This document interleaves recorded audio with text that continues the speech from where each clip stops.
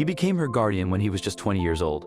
Despite being so young himself, he took on the responsibility that others couldn't. Like a devoted father, he raised his little sister, guiding and caring for her through the years. She had no one else to rely on but him. He never imagined that the day would come when she'd say such words to him.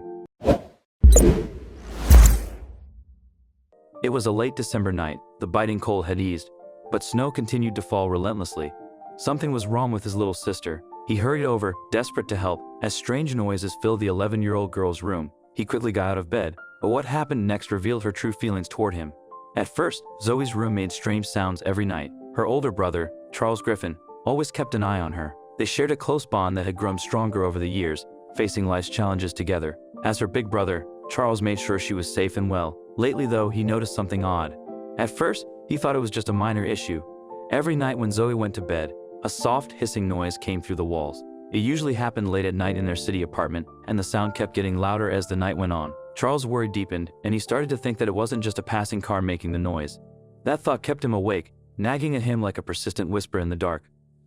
Zoe brushed his worries aside the next morning with a fake smile, assuring him that everything was fine. Charles felt like a huge stone had been lodged in his chest. Despite Zoe's promises, fear was slowly seeping into his being. Did he miss something important? It was easy for him to notice when his younger sister was hiding something, and her pleasant behavior only increased his worry. Charles listened to Zoe's room night after night, intrigued by the strange sound coming from it. After a night in her room he entered, knowing he could not remain idle. Fearlessness and control were crucial to him. The spectacle he was about to see did not meet his expectations. As he retreated, he begged his heart to slow down. There was no way he could lose his younger sister. He could not give her up as she was all he had. Charles' heart seemed to pound in his chest as he sprang into action. Despite the hot tears stinging his eyes, he refused to let them fall. The girl would soon reward him for his kindness. Despite his unsteady hands, he did the best he could. He just hoped that when he called the authorities, they would arrive in time. Rather than let anything happen to his sister, he decided to die first. Charles was only 21 years old when he became involved with Zoe. Suddenly, he found himself faced with great responsibility. Zoe's mother was unable to care for her either physically or mentally, and Zoe's substance-abusing father was unfit to be a father. In his sophomore year of college, Charles reached a crossroads after learning the horrific reality of his stepfather's disposition. When Charles sensed Zoe was in danger, he rushed her away from his chaotic home. The turmoil that had formed in his home forced him to take her to the college dormitory. As he thought about his uncertain future, he felt the weight of his impetuous decision fall on his shoulders.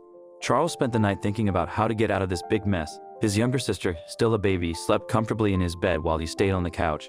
By dawn, he knew what he had to do. It would be a leap of faith into the unknown, a chance that could either pay off or destroy him and Zoe forever. Charles' decision was simple. He had to put his college studies on hold. He would get an apartment, find a job, and take care of his younger sister until his parents could get back on their feet. Yes, the decision, like the one that brought him here, was reckless. However, Charles saw no other way out. He needed to be there for Zoe and provide her with a decent, stable existence. He would do anything to achieve that goal. Charles' decision to postpone college was not made lightly. Understanding the need to support Zoe, he embarked on a mission to secure a suitable apartment. When this was complete, he set to work. Every sacrifice he made was motivated by one goal: to protect and care for his younger sister, who depended entirely on him for safety and love. Charles, Zoe's legal guardian, delved into the complexities of parenthood with determination and diligence. He consumed parenting literature, sought advice from support groups, and embraced the challenges of having a child. Despite the initial shock of taking on such responsibility at such a young age, Charles' love for Zoe grew exponentially. Yes, every day was a struggle, but he was happy to be doing it all for a good reason. The days passed slowly, some good, some difficult. Although Zoe was officially his sister, Charles began to see her as his own daughter. The bond between them was more than just familial. It was based on unconditional love and mutual dependence. Charles' heart swelled with affection every time he looked into Zoe's innocent eyes. Despite the hardships they faced, Charles managed to secure a steady job that allowed them to live a modest but comfortable life. He even went back to college to earn his degree. With his hard-earned money, he rented a nice apartment in the city and enrolled Zoe in a good public high school. Charles' heart was full of hope as he dared to dream of a better future for both of them. Every decision he made was focused on Zoe's well-being. But just when everything was going well, calamity struck. From choosing an appropriate school for her education to creating a pleasant home environment, his dedication was unwavering. He balanced work and fatherly responsibilities with tireless dedication, striving to provide Zoe with the best life possible. After 11 good years, Charles and Zoe's lives had settled into a predictable pattern. As they adapted to their surroundings, despite the absence of their original parents, their new family survived with love and perseverance. Mornings were filled with busy breakfast and school preparations, while evenings were spent telling stories and laughing over dinner. But out of nowhere, strange sounds began emanating from young Zoe's room. Charles' heart was pounding like a drum as he stopped in front of Zoe's bedroom door. He opened the door slowly, the sound reverberating through the silent apartment. What he saw inside chilled him to the core. Zoe lay in bed, her small body coughing, her face flushed with fear and fever. Charles' nighttime wheezing grew louder and more agonizing. Charles' soul was filled with fear as he rushed to Zoe's side, his hand shaking as he checked her temperature. It was alarmingly high. Panic threatened to engulf him as he realized the gravity of the situation. Zoe needed help, and she needed it fast. Charles scooped his little sister up in his arms and ran from the apartment, his mind focused on one thing: save her at any cost. Charles ran down the stairs, each step seeming like an eternity, his sister's labored breathing a constant reminder of the gravity of the situation. He knew he needed to act quickly. Every second was precious. Charles ran through the downstairs entrance into the cool night air. Confusion convinced him that his sister needed fresh air when, in fact, she needed quick medical attention. Zoe's weight seemed heavier by the moment, and her body trembled in Charles' embrace. He could feel her desperation, her silent prayer to be free from the suffocating grip of the disease.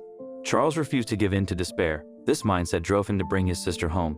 He persisted with unwavering conviction, his heart pounding in time with Zoe's death throes. Charles finally carried his sister into the bedroom, breathing heavily as he gently placed Zoe on the bed. Charles felt hope course through his veins as he administered the medicine. With shaking hands, he reached for the emergency inhaler he had hidden for just such an eventuality. He secretly prayed that it would be enough to ease Zoe's distress, even if only for a while. Charles realized he couldn't rely on his inhaler alone. When Zoe's breathing improved, help was on the way. But every second that passed felt like an eternity.